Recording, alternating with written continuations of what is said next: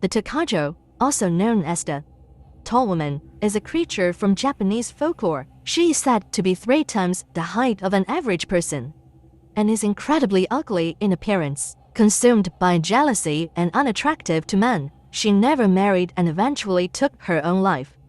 Due to the relentless gossip and rumors about her, after death, her lingering grudges transformed her into a yokai. As a yokai, the Takanome often assumes the form of a beautiful woman, appearing at night to seduce men. Once they are ensnared, she reveals her true form and drains the life force or essence of these men. It is said that the Takanome has the power to start fires. Additionally, if a household has a young, beautiful daughter, he might become the target of the Takajo's jealousy and could be unjustly killed. Some tales describe the Takajo as a supernatural being that specializes in peering into brothels and wandering there. In the Wakayama region, there is a story about a female ghost known as the Takajo Bo, or tall woman of the house. The owner of a timber shop had a wife who appeared to be more capable than the man in the household. In reality, he had married a yokai. The Takanome Bo consumed both of the timber shop owner's children and over 30 hired workers. This yokai generally appeared as a normal woman, but could transform into a giant, standing over 7 feet tall. At night, she would jump into a well, emerging dripping wet. Her lower body would become unusually elongated, reaching out from the well's bottom. The timber shop owner managed to escape the clutches of this yokai with great difficulty. Yuki-onna, a traditional Japanese yokai, appears on snowy nights. In some places, she is known as the Snow Woman. She is a breathtakingly beautiful woman with an icy demeanor, dressed in a white kimono and possessing long, pale blue or white hair, which can turn black when she appears as a regular human. She is cold-hearted and often resides in the deep mountains, serving as a subordinate to mountain deities and governing winter's snow. Yuki-onna often lures men who venture into snowy mountains to remote places where she kisses them. While kissing, she freezes them completely, then consumes their souls. Yuki-onna's children are known as Yukidoji, and in Japan, they are thought to bring the first snow of winter. Young Yuki-onna don't harm people, but as they grow older, they freeze the men they love and keep them in their mountain caves for admiration. In legend, Yuki-onna frequently appears on stormy, snowy nights, visiting small mountain huts and freezing everyone inside with her wintry powers. However, she can also be more benign, visiting briefly and then mysteriously disappearing, providing fodder for future tales. Another legend states that Yuki-onna's method of harming people is to appear on snowy nights while holding a baby Yukidoji and entrusting the child to passersby. The baby becomes increasingly heavy, making it difficult for the person to escape until they freeze to death. If someone can endure the baby's weight, they receive Yuki-onna's praise and many treasures. In ancient Japan, due to a lack of knowledge, older generations particularly believed in these legends about spirits and yokai, attributing natural disasters to these supernatural beings.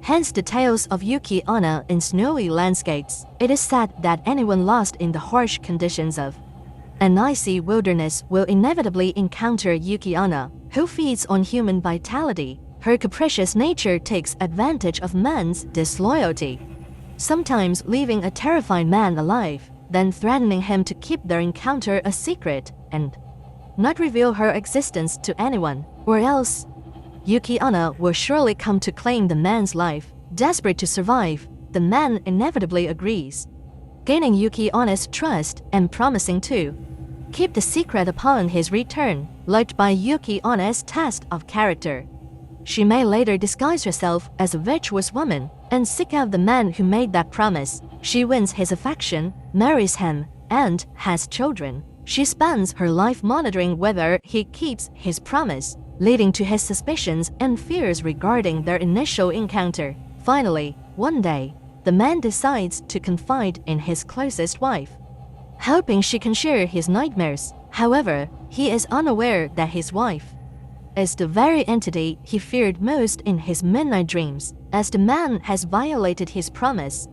Yuki Onna tearfully kills her husband and father of their child before returning to the icy wilderness with their child. Different regions in Japan have variations of the Yuki Onna legend. For example, in Niigata Prefecture's Ojiya, a tale describes a single man who knocked icicles off his roof one day. That night, a beautiful woman visited him, requesting shelter and asking to marry him. The man was overjoyed and even heated water for her to bathe in to warm herself. Despite her numerous refusals, she eventually jumped into the hot water, vanishing instantly, leaving behind long icicle fragments and cold water. In Kamiyama City, there's another legend of a young girl who visited an elderly couple during a snowy, stormy night. The elderly couple kindly let her warm up by the hearth. However, in the middle of the night, the girl insisted on leaving.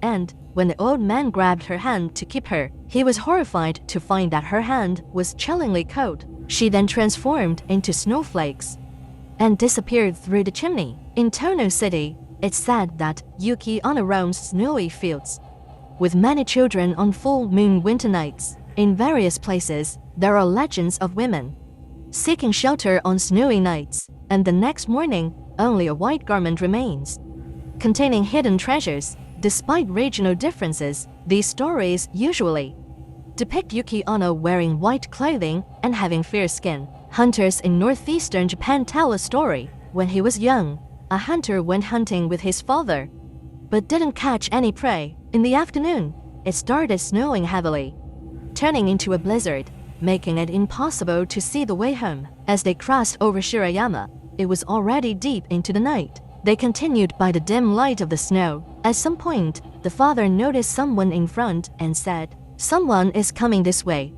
Don't talk to her.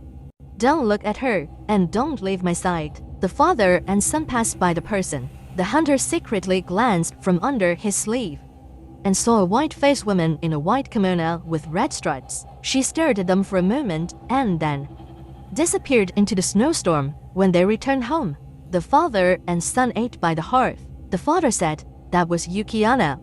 If you talk to her, she'll eat you." After that encounter, the hunter went hunting every year, but never encountered Yuki Onna again.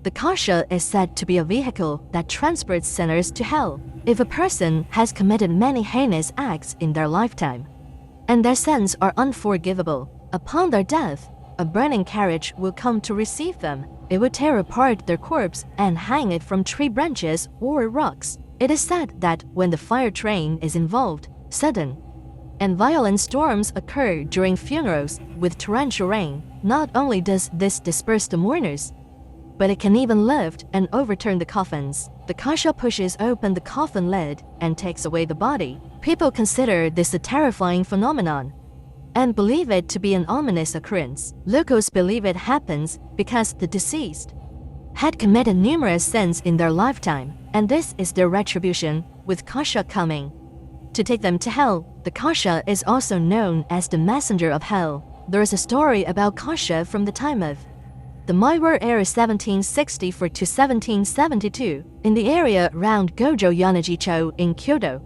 there lived a doctor named Mikomi. One night, the maid in his household felt uneasy and opened a window for ventilation. To her surprise, she saw her mother sitting on the fire train, howling in agony, surrounded by the flames of hell. The maid was overcome with grief and rushed outside, intending to pull her mother off the fire train, but she fainted on the ground. Others were shocked when they saw her, as they noticed that half of her body had been burnt. That night, they received news that the maid's mother from their hometown had passed away. It is said that if a person doesn't accumulate good deeds during their life, the messenger of hell, represented by the fire train, will come for them as they near death. Summoned by the wardens of hell and the little demons, they appear in front of the deceased's family, as if to convey a message to them. Do not commit evil deeds.